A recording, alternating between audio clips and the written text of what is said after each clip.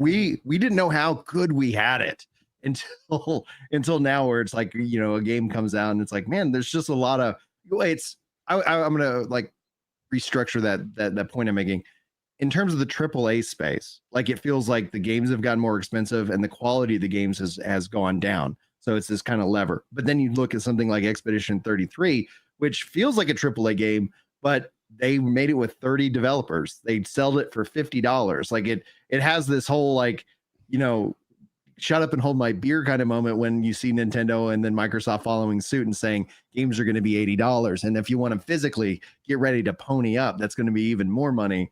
What do you guys think about all that? I think we've talked about this numerous times before, right? There's large scale AAA developers.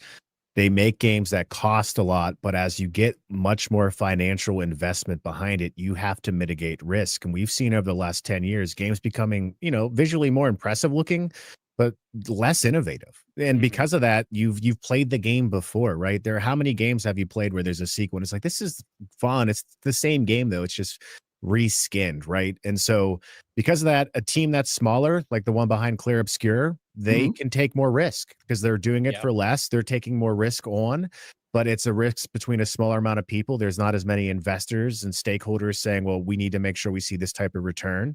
I mean, Clear Obscure interests me greatly. I'm waiting to see if that comes to a portable console like the Switch. This game's interested me from the get-go. There, to your earlier point, there was a ton of dialogue online about this game, and I was just like, I'm hearing that it's actually kind of fun, that the platforming is kind of fun, that like there's some wall jumping elements, the combat looks good.